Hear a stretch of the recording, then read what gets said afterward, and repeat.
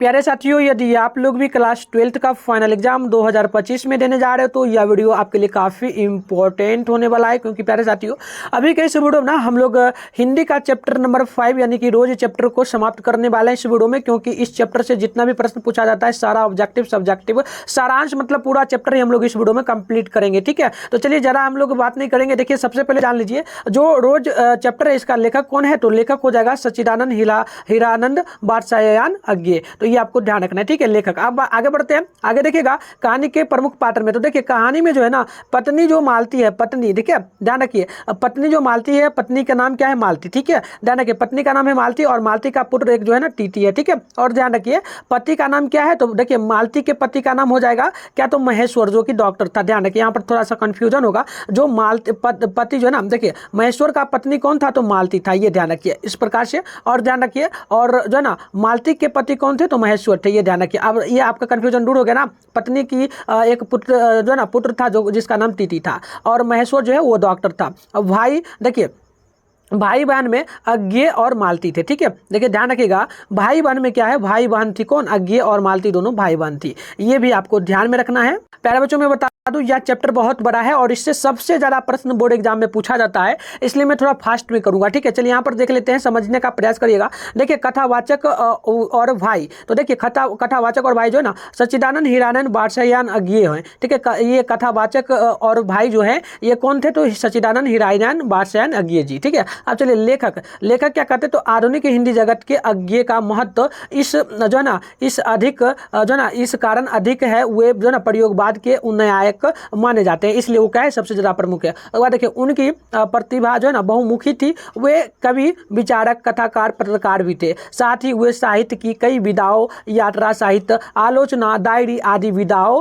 के भी जो है ना सफल लेखक रहे। उसके बाद देखिए साहित्य तो उनके द्वारा जो है ना भारी मात्रा में रचा गया। साहित्य रचना के साथ साथ जो ना संपादन, निर्देशन, अभिप्रेरणा, उसके बाद भाषण आदि के द्वारा भी उन्होंने जो ना सृजनात्मक का जो ना विस्तार किया। तो इस प्रकार से ये सारा चीज पॉइंट है, प्यारे बच्चों ध्यान रखना है। ठीक है, चैप्टर से आपका है, इस चीज से क्वेश्चन पूछता है। देखिए जीवन परिचय क्या है, ठीक है, अज्ञे जी का, जो कि लेखक है। ठीक है, देखिए यहाँ पर अज्ञे का जन्म जो है ना 7 मार्च 1911 ईस्वी में जो हुआ था, जो कि कैसैया नामक गांव में हुआ था, जो कि कुशीनगर पड़ता है। कुशीनगर एक जिला है, उत्तर प्रदेश में पड़ता है। ठीक है, वैसे उनका परिवार जो है ना कटरापुर, जो कि कटरापुर एक पंजाब में जिला पड़ता है और पंजाब में पड़ता है। ठीक है, तो पंजाब के वो मूल निवासी थे। उनके पिता विख्यात जो है ना पुरातत्ववेत्ता डॉक्टर सच्चिदानंद जो है ना क्या जगह वो डॉक्टर थे, पुरातत्व यानी कि पुराने जमाने में जो घर में डॉक्टरी करते हैं ना राजा महाराजा के यहाँ, तो वो थे। उनके पिता का नाम था क्या, तो हीरानंद शास्त्री थे। ठीक है, तथा उनकी माता का नाम जो है ना क्या था, वयंती देवी। क्या था, वयंती देवी। चलिए ये आपको समझ आ चुका है। आगे चलिए, शिक्षा देखिए, शिक्षा कहाँ से हुआ सच्चिदानंद का, तो देखिए प्रारंभिक शिक्षा घर से ही पूरी हुई। पंजाब, उसके बाद क्या हुआ, पंजाब विश्वविद्यालय में से उन्होंने 1925 में मैट्रिक यानी 10वीं की परीक्षा पास की। उसके बाद उन्होंने मद्रास जो है ना क्रिश्चियन कॉलेज से उन्होंने 1927 में इंटर यानी कि 12वीं की परीक्षा पास किया। उसके बाद उन्होंने क्या किया, फोर्डमैन कॉलेज ना लाहौर से उन्होंने 1929 में बीएससी का मतलब क्या होता है, उन्होंने साइंस लेकर के साइंस से उन्होंने क्या था, ग्रेजुएशन किया था। ठीक है, बीएससी उन्होंने किया। उसके बाद लाहौर से ही अंग्रेजी में उन्होंने एमए भी किया था। प्यारे बच्चों ध्यान रखिएगा, अंग्रेजी में पास किया था। और क्रांतिकारी के रूप में जो है ना बंदी बना लिए जाने के कारण पढ़ाई उनका रुक गया था। उनको जो है ना बंदी बना लिया गया था अंग्रेजों के द्वारा, इस कारण से उनकी पढ़ाई रुक गई। उसके बाद देखिए उसके पास संस्कृत, अंग्रेजी, हिंदी के अतिरिक्त फारसी, तमिल साहित्य, अनेक भाषाओं का ज्ञान था अज्ञे जी के पास। अज्ञे का व्यक्तित्व प्रभावशाली था, सुंदर, लंबा, गठीला शरीर था उनका। वो एक गंभीर चिंतनशील तथा जो ना मितभाषी थे। पिता के साथ उन्होंने जो है ना उन्हें घूमने का पर्याप्त अवसर भी मिला था। तो ये भी आपको ध्यान रखना। आगे बढ़ते हैं, आगे आप देखिएगा साहित्य साधना क्या क्या है उनका। तो देखिए मात्र 10 वर्ष की जो ना अवस्था में काव्य रचना उन्होंने शुरू कर दी थी, जो किसमें क्या था, अंग्रेजी हिंदी दोनों में उन्होंने लिखा था। उसके बाद आगे बढ़ते हैं, आगे आप लोग देखेंगे प्यारे बच्चों, देखिएगा यहाँ पर देखिएगा बचपन में खेलने के लिए जो ना उन्होंने इंद्र सभा नामक एक नाटक की रचना की। अंग्रेजी में जो है ना, अंग्रेजी में ध्यान रखिएगा प्यारे बच्चों, बच्चों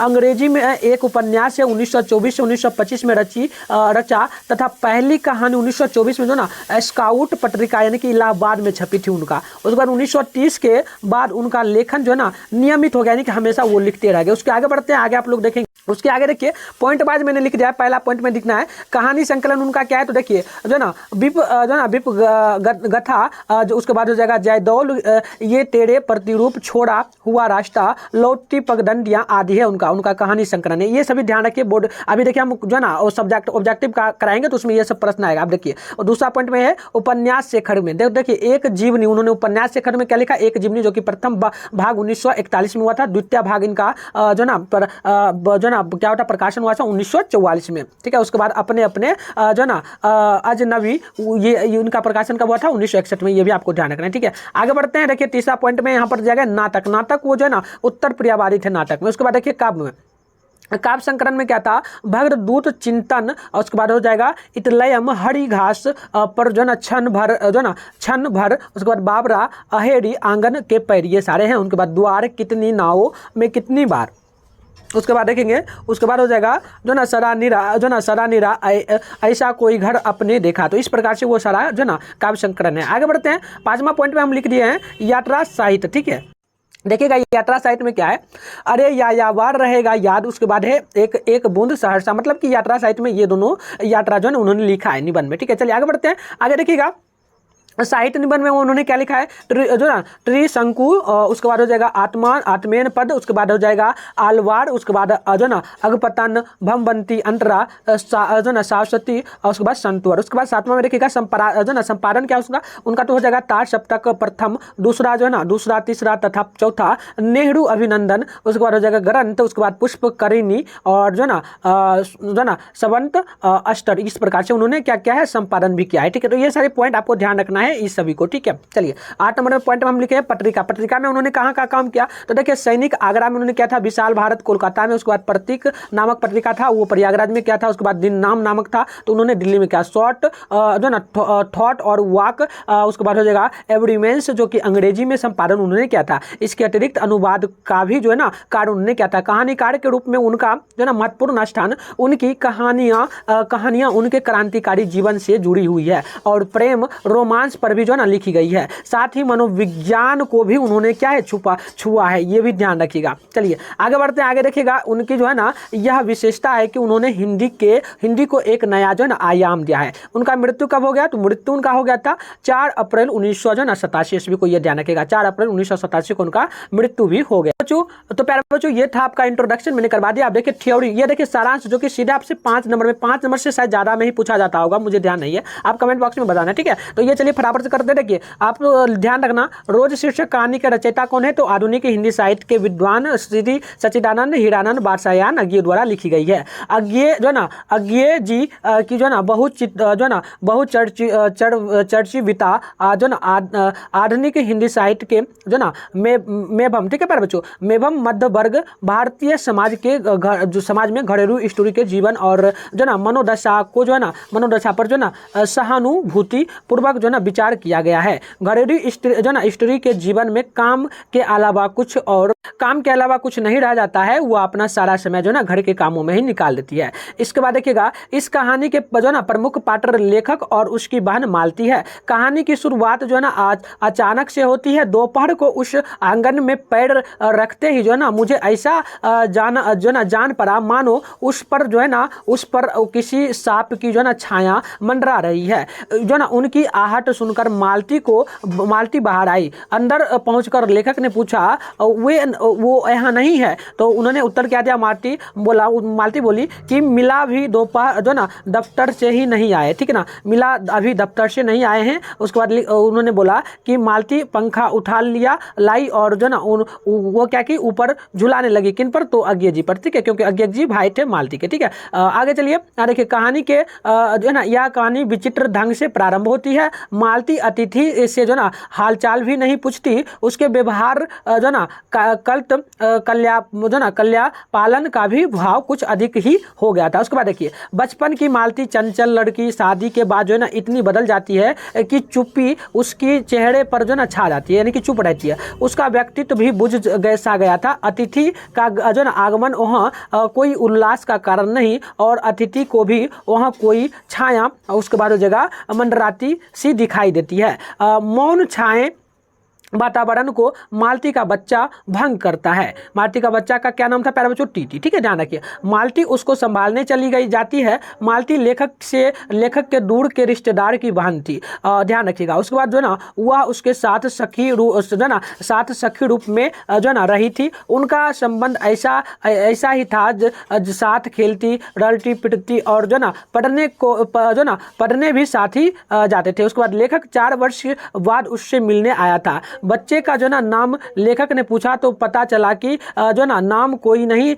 जो ना नाम कोई रखा नहीं, पर वो जो ना टीटी नाम उसे कहते हैं, टीटी पुकारते हैं। ठीक है, मालती का जो बेटा था। उसके बाद देखिएगा लेखक को यह जो है ना यह भी जो ना पैर देख लीजिएगा, अखराता है कि मालती ने कोई बात नहीं की। कैसा हूँ यह कुछ भी नहीं पूछा। लेखक ने एक बार प्रश्न किया, तुम्हें मेरे आने के से विशेष प्रसन्नता नहीं हुई? तो वह जो ना मात्र चौक कर जो ना पैर देख लीजिएगा, वह मात्र चौक कर हूँ कहकर शांत हो गई। मालती का जो ना द्वंद्व मानसिक स्थिति में जो ना बीते बचपन की स्मृतियाँ भटक गई थी। थकान, सब्जी का अभाव, पानी पर नहीं आता, यह जो ना यह भी जो ना परेशानी उसका भी चित्रण है। नौकर भी जो है ना नहीं मिलता। मालती के पति दोपहर के 3 बजे और रात के 10 बजे भोजन करते हैं। इतना आपको ध्यान रखना है। इसके आगे देखिए प्यारे बच्चों, आगे होगा कि मालती का जीवन रोज एक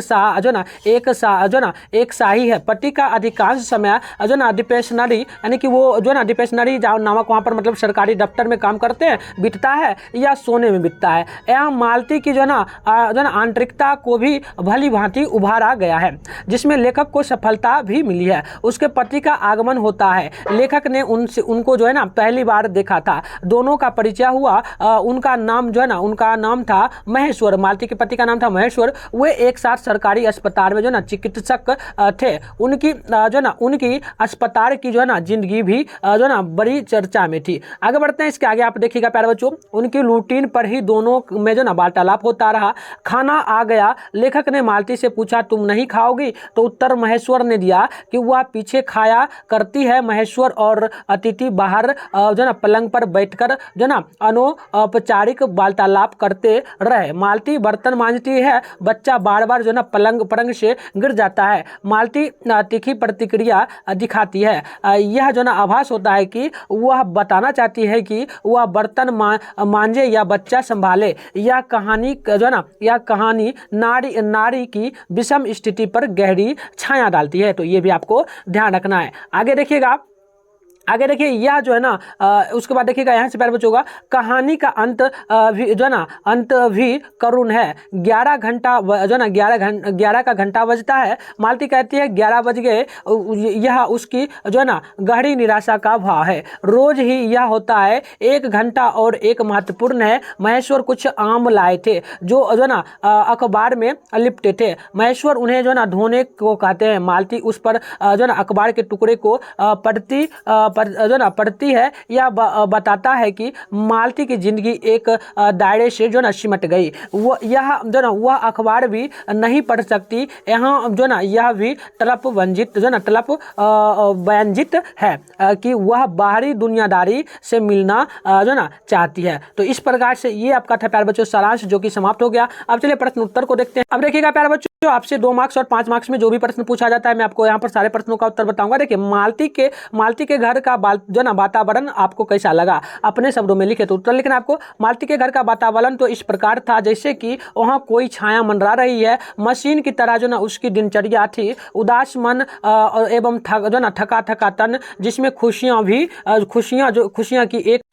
की एक विकरण नहीं थी। मालती के घर इतना प्रिय एवं जो ना विशेष अतिथि के आने पर उनका जो ना मन खिला नहीं, बुझा ही रहा। अतिथि से कुछ बातें भी नहीं करती थी, उल्टे उनके जरा प्रश्नों का उत्तर भी बहुत ही संक्षिप्त में देती। लेखक को ये जो ना लेखक को ये बात जरूर अनुभव हो रहा है कि इतना कहने वाली लड़की कुछ ही वर्षों में इतनी बुझ कैसे गई। तो इस प्रकार से उत्तर होगा। आगे देखिएगा, आगे 2 नंबर प्रश्न है। बोला गया कि दोपहर में उस सूने आंगन में पैर रखते ही मुझे ऐसा जान पड़ा मानो उस पर जो ना किसी जो ना सांप या फिर शाम की छाया मंडरा रही हो। यह कैसी शाम की छाया है, वर्णन करना है आपको अपने शब्दों में। ठीक है, तो चलिए फटाफट से मैं आपको इसका उत्तर बता दूं प्यारे बच्चों। उत्तर हो जाएगा कि लेखक अपने दूर के रिश्तेदार के बहन के यहाँ आए थे। वह जो ना यह वही बहन थी जिसके साथ खेलना, रलना, झगड़ना, साथ ही पढ़ना लिखना हुआ था। यह जो ना व्यवहार से बिल्कुल स्वच्छ थी। शादी के बाद जो ना औरत में इतना बदलाव आ जाता है कि वह जो ना अपने भाई, सखा और अतिथियों के आने पर भी जो ना ज्यादा उल्लास नहीं दिखा पाती है। उसके उसके वार्तालाप में भी बहुत जो ना निराशा है। मात्र प्रश्न के उत्तर देती है। यह भी जो है ना पूछती है कि आप कैसे हो, यह भी नहीं पूछते कि आप कैसे हो। जीवन बिल्कुल ही जो है ना मौन। इससे ऐसा लग रहा है कि वह कुछ सह रही है, भोग रही है। यही स्थिति जो है ना यह बताती है कि मालती के घर शाम की छाया मंडरा रही है। तो इस प्रकार से होगा प्यारे बच्चों। तो देख लीजिए प्यारे बच्चों, इस प्रकार से जो है ना आपका हो जाएगा। देख लेना यहाँ पर जो ना शाम की छाया क्या मंडरा रही है। तो इस प्रकार से उत्तर होगा। चलिए आगे बढ़ते हैं। आगे आप लोग देखेंगे प्यारे बच्चों, आगे 3 नंबर क्वेश्चन आपसे बोला जा रहा है। प्रश्न बोला जा रहा है लेखक और मालती के संबंध का परिचय पाठ के आधार पर आपको क्या करना है, देना है। ठीक है, तो चलिए फटाफट से मैं आपको दे दूं प्यारे बच्चों, ज्यादा टाइम नहीं लूंगा। देखिए उत्तर होगा लेखक मालती के दूर के रिश्तेदार है और रिश्ते में वो भाई है। ऊपर बचपन में उनका संबंध मित्रता का था। एक साथ रहते थे, खेलते थे, रलते झगड़ते थे, साथ पिटाई भी लगती थी। लेखक का अध्ययन भी मालती के साथ ही हुआ था। उनके व्यवहार में सदा स्वेच्छा और स्वच्छंदता रही है। वह कभी बड़े छोटे के संबंधों में नहीं गिरी। तो इस प्रकार से होगा। चलिए आगे बढ़ते हैं। 4 नंबर क्वेश्चन बोला गया कि मालती के पति महेश्वर की कैसी छवि आपके मन से जो है ना मन में बनती है। कहानी में महेश्वर की उपस्थिति क्या अर्थ रखती है। तो इस प्रकार से चलिए इसका उत्तर जो होगा मैं प्रॉपर आपको बता दूं प्यारे बच्चों। उत्तर हो जाएगा पठित पाठ अर्थात इस कहानी के आधार पर हम यह कह सकते हैं कि महेश्वर एक व्यक्ति था जिसका परिवार परिवार से रूटीन लगा था। उसके बाद देखिए घर में बच्चा रो रहा है, गिर पड़ता है, पर उसके ऊपर उसका प्रभाव नहीं है। मालती का जीवन तो एक नौकरानी की तरह है। महेश्वर को इस बात की कोई चिंता नहीं है कि घर आना, खाना और खाकर सो जाना, सुबह तैयार होकर डिस्पेंसरी यानी कि सरकारी दफ्तर में चले जाना एक रूटीन सा हो गया है। ऐसा आभास होता है कि महेश्वर की जिंदगी खूंटे से बंधे पशु के समान है, जिसकी नियति मात्र खूंटे के चारों ओर चक्कर काटता है। उसके बाद देखिए कहानी में जहाँ कहीं भी महेश्वर की उपस्थिति होती है वहाँ वार्तालाप तनावग्रस्त से उठता है। तो इस प्रकार से उत्तर होगा। चलिए आगे बढ़ते हैं। आगे देखिए क्वेश्चन यहाँ पर बोला जा रहा है 5 नंबर की गैंग्रीन क्या है। ठीक है, देखिए गैंग्रीन क्या है तो मैं बता दूं। गैंग्रीन एक ऐसा चोट का घाव होता है जिसका सामान्य इलाज संभव नहीं हो पाता है। आमतौर पर इसे लगाव कहते हैं। क्या कहते हैं प्यारे बच्चों? गलाव। क्या कहते हैं? गलाव कहते हैं। अर्थात घाव ठीक होने के बजाय गलने लगता है। इस परिस्थिति में उस अंग को काट देना ही बेहतर माना जाता है। इसका उत्तर होगा। आगे बढ़ते हैं। आगे आप देखेंगे तो आगे यहाँ पर प्यारे बच्चों 6 नंबर क्वेश्चन बोला गया कहानी से उन वाक्यों को चुने जिनमें रोज शब्द का प्रयोग हुआ है। तो बिल्कुल देखिए उत्तर चुनेंगे। कहानी में मालती के द्वारा बोले गए कुछ वाक्य हैं जिनमें से रोज शब्द का इस्तेमाल हुआ है। पहला देखिए क नंबर में लिखना है, मालती टोक कर बोलती है मेरे लिए तो यह नई बात नहीं है, रोज ही ऐसा होता है। उसके बाद ख नंबर में लिखा जाएगा कि क्यों पानी का क्या हुआ रोज ही होता है, कभी वक्त पर नहीं आती। इस प्रकार से। उसके बाद देखिएगा ख नंबर में लिखना है मैं तो रोज ऐसी बात सुनती। उसके बाद देखिएगा घ नंबर में कि मतलब कि धीरे से बोली कि मुझे रोज इतने समय हो जाते हैं। तो ये मतलब इसमें रोज का जो अर्थ आ रहा है ये आपसे पूछा गया था। इसके आगे देखिएगा ये डायरेक्ट 5 नंबर में आपसे पूछा जाता है जो कि कहता है भाव स्पष्ट करने के लिए। ठीक है, तो बिल्कुल भाव स्पष्ट करना है। तो देखिए यहाँ पर पंक्ति दिया गया है, मुझे ऐसा लग रहा था कि इस घर को छाया घिरी हुई है, वह अज्ञात रहकर भी मानो मुझे भी बस में कर रही है। मैं भी वैसा ही निराश निर्जीव सा हो रहा हूँ, जैसे यह घर जैसे मालती। तो चलिए इसका उत्तर प्रॉपर होगा इस लाइन का, मैं आपको बता दूं। इसका उत्तर होगा, ये पंक्तियां अज्ञे द्वारा रचित पाठ रोज कहानी से लिया गया है। लेखक मालती के घर दूर के रिश्तेदार के रूप में आए हैं। अतिथि को यह जो ना लगता है कि उस घर पर कोई काली छाया मंडरा रहा है। लेखक को यह भी अनुभव हो रहा है कि लेखक भी उस माहौल में जकड़ते जा रहे हैं। वह भी जो है ना उसकी जकड़ में आकर खरा निरस और निर्जीव सा हो रहा है, ठीक उसी प्रकार जैसे मालती जैसा यह घर। तो इस प्रकार से उत्तर होगा। चलिए आगे बढ़ते हैं। और भी देखिए यहाँ पर बोला गया 8 नंबर क्वेश्चन में, 3 बज गए, 4 बज गए, 11 बज गए, कहानी में घंटे के इन जो ना खड़कों के साथ साथ मालती की स्थिति है। घंटा बजने से मालती का क्या संबंध है, ठीक है। तो चलिए बिल्कुल उत्तर है यहाँ पर देख लीजिए। इसका प्रॉपर उत्तर मैं बता दूं, प्यारे बच्चों उत्तर हो जाएगा। इससे यह स्पष्ट होता है कि मालती हर समय जो ना घंटा गिनती रहती है, क्योंकि समय कटते जो ना काटे नहीं कटता। उसके बाद साथ ही उसके आगे की योजना पर भी जो है ना काम करना होता है। घर में नौकर है नहीं, ठीक है। बर्तन मांजने, कपड़े धोने, भोजन बनाने का काम जो ना सब वही करती है।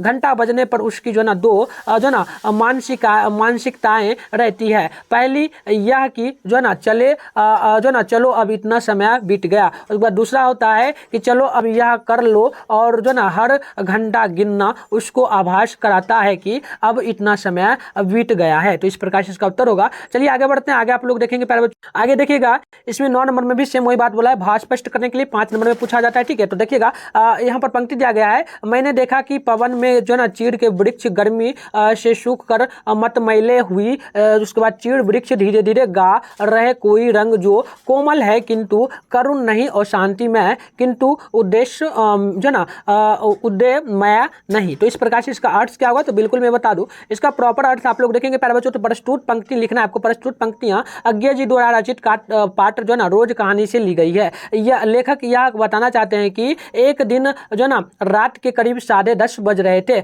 मालती खाना खा रही थी, तभी जो ना तो जो ना वे कुछ विचारों में जो ना डूबी हुई थी। लेखक आकाश की ओर देखने लगे। पूर्णिमा थी, आकाश जो ना घेर रहित था, यानी कि पूरा आकाश एकदम मंडरा रहा था। लेखक बहुत सारे सुखमय स्थिति की कल्पना कर रहे थे, लेकिन दुख की बात है कि वे सुखमय पल मालती के लिए जो ना नहीं था। मालती ने वो सब कुछ जो ना नहीं देखा। मालती का जीवन अपनी रोज की जो ना नियत गति से बहा जा रहा था, और एक चंद्रमा की चंद्रिका के लिए जो है ना एक संसार के जो लिए जो ना रुकने को तैयार नहीं था। तो इस प्रकार से इसका अर्थ होगा। आगे बढ़ते हैं। आगे आप देखेंगे तो ख नंबर में यहाँ पर बोला जा रहा है, पंक्ति है प्यारे बच्चों कि इस समय मैं नहीं सोच रहा था कि जो ना वही उद्दत और चंचल मालती आज कितनी सीधी हो गई है, शांत और एक अखबार के टुकड़े को तरसती है। यह पंक्ति क्या दर्शाता है, तो आपको लिखना है उत्तर में प्रॉपर प्यारे बच्चों कि लिखना है किस प्रकार से। इस पंक्ति के माध्यम से लेखक यह बताना चाहते हैं कि जब वे बचपन में मालती के साथ जो ना पढ़ते थे, वही मालती पढ़ाई न कर पाने के लिए जो ना पीट जाती थी। एक बार मालती के पिताजी ने उसे एक पुस्तक लाकर दी थी, रोज 20 पन्ना पढ़ा करो, नहीं तो मार मार कर जो ना चमड़ी उखेड़ दूंगा। तो मालती उससे जो ना पढ़ने के बजाय क्या करती थी, उसके पन्नों को फाड़ कर फेंकने लगती थी। और जब पिताजी ने पूछा कि किताब समाप्त कर रही है जो ना कर ली, तो मालती बोली कि हाँ कर ली। पिता ने कहा पुस्तक लाओ, प्रश्न पूछता हूँ। तो मालती चुपचाप जो है ना खड़ी रही। फिर पिताजी के डांट पड़ने पर जो है ना बोली कि किताब मैंने फाड़ कर फेंक दी है। तो इस प्रकार से होगा। आगे बढ़ते हैं। आगे देखिएगा और लिखना आपको कि मैं नहीं पढ़ूंगी। उसके बाद जो है ना पीटी पर ये बात अलग है। लेखक ये सोच रहे हैं कि वही मालती जिसके बचपन के हरकत थे, लेकिन अब ये जो है ना एक अखबार के टुकड़े को जो है ना तरसती है, क्योंकि एक दिन महेश्वर ने अखबार के पन्नों में जो है ना आम लपेट कर लाया था और उस आम को धोने के लिए बोला था। तो मालती उस अखबार को पढ़ते पढ़ते नल की ओर जा रही थी। तो इस प्रकार से इसका अर्थ होगा। तो मैंने प्यारे बच्चों आपका टोटल जो प्रश्न आपको 5 मार्क्स 2 मार्क्स में पूछा जाता है, साथ में थ्योरी एंड सारांश वगैरह कंप्लीट करवा दिया है, जो कि आपका इंट्रोडक्शन वगैरह होता है। अब चलिए ऑब्जेक्टिव प्रश्न जितना भी है सर हम लोग कंप्लीट कर लेते हैं। आप लोगों से एक रिक्वेस्ट देगा, चैनल पे आप लोग अगर पहली बार है चैनल को सब्सक्राइब करके नोटिफिकेशन कॉल पे प्रेस करके रखिए और रात में 8 बजे डेली क्लास होता है तो आप लोग जरूर जुड़ा करें, ठीक है। चलिए पहला क्वेश्चन बनता है आपका कि रोज कहानी शीर्षक रोज शीर्षक कहानी के कहानीकाल का नाम बताइए। तो मतलब किसने लिखा है रोज शीर्षक को, रोज कविता को ना, तो बिल्कुल कहानी को तो सच्चिदानंद हिरानयान बादशाह अज्ञे। अगली क्वेश्चन बनता है अज्ञे जी का जन्म कब हुआ था। अज्ञे जी का जन्म कब, तो बिल्कुल ध्यान रखिए उनका जन्म जो है ना कब हुआ था प्यारे बच्चों, 7 मार्च 1911 ईस्वी में। अगली क्वेश्चन बनता है अज्ञे जी का निधन कब हुआ, उनका मृत्यु कब हुआ, तो 4 अप्रैल 1987 ईस्वी में। अगले क्वेश्चन बनता है अज्ञे जी का जन्म कहाँ हुआ था, तो बिल्कुल कसैया नामक गांव था, कुशीनगर जो है ना जिला पड़ता है और उत्तर प्रदेश में। अगली क्वेश्चन बनता है अज्ञे जी का मूल निवास स्थान कहाँ था, तो आपको पता है ना करतारपुर नामक जिला है जो कि पंजाब में पड़ता है, ठीक है। आगे बढ़ते हैं, आगे आप देखेंगे तो यहाँ पर क्वेश्चन नंबर 6 बोला जा रहा है रोज शीर्षक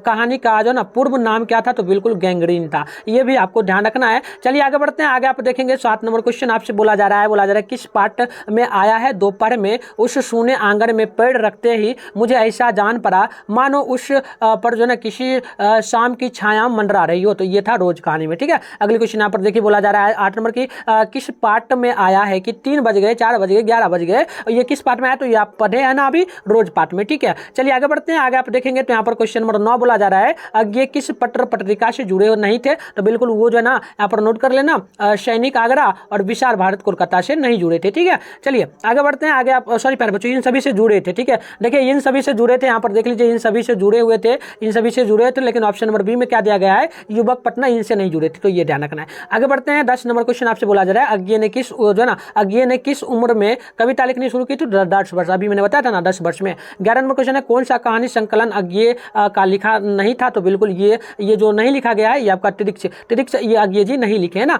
तो बिल्कुल ये सभी लिखे हैं, ये पॉइंट आप इसको याद करके रखिए, अभी मैंने बताया था ना, तो बिल्कुल देखिए ऑब्जेक्टिव में आता है ना। चलिए आगे बढ़ते हैं, आगे देखिएगा प्यारे बच्चे, आगे देखिएगा यहाँ पर क्वेश्चन नंबर 12 है रोज कहानी की नायिका कौन है, तो नायिका तो मालती है। उसके बाद देखिए अज्ञे के पिता का क्या नाम है, तो डॉक्टर हिरानंद शास्त्री है। उसके बाद देखिएगा 14 नंबर क्वेश्चन है गैंग्रीन क्या, तो गैंग्रीन एक बीमारी है, ठीक है, घाव होता है, घाव गल जाता है मतलब शरीर को काटना पड़ता है। आगे 15 नंबर क्वेश्चन है जो ना तार सप्तक के संपादक कौन है, तो अभी आपको मैंने बताया था अज्ञे जी, इंट्रोडक्शन में बोला था ना। अगले क्वेश्चन है कि अज्ञे किस वार्ड से संबंधित है, तो बिल्कुल प्रयोगवाद से। अगले क्वेश्चन बनता है कि मालती के पति क्या थे, तो वो डॉक्टर थे, उनके पति का क्या नाम था, आप कमेंट बॉक्स में जरूर बताना, ठीक है।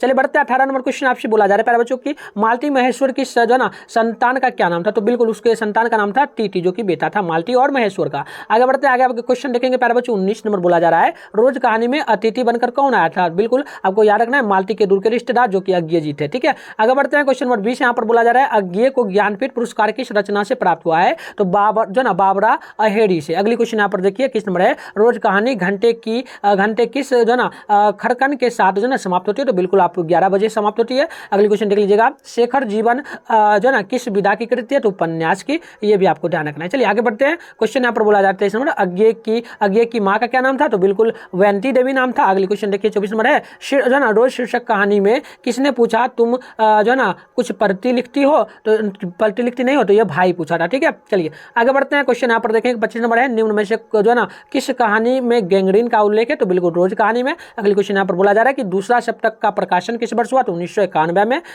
ठीक है। अगली क्वेश्चन आप देखेंगे प्यारे बच्चों 27 नंबर है तार सप्तक के संपादक कौन है, तो अज्ञे जी हैं, आपको ये भी ध्यान रखना है। अगली क्वेश्चन बनता है कि बचपन में खेलने के लिए जो ना सच्चिदानंद हिरानयान बादशाह अज्ञे ने कौन सा नाटक लिखा था, तो अभी मैंने बताया था ना इंद्र सभा का। अगली क्वेश्चन देखिए 29 नंबर है रोज शीर्षक कहानी में मालती मिट्टी का बर्तन जो ना गर्म पानी से क्यों धो रही थी, तो बिल्कुल दही जमाने के लिए। तो प्यारे बच्चों मैं ज़्यादा आपका टाइम नहीं लूंगा, पूरा का पूरा चैप्टर समाप्त हो गया। आप लोग चैनल पे पहली बार चैनल को सब्सक्राइब कर लीजिए। बहुत ही ज़्यादा आपका साइंस में प्यारे बच्चों साइंस एंड आर्ट्स दोनों का क्लास स्टार्ट हो जाएगा और रात में 8 बजे आपका हिंदी इंग्लिश का दोनों चलता है, ठीक है। तो मिलता है नेक्स्ट वीडियो में, तब तक लिखता है हम सत्य को जाना सकते, बाय।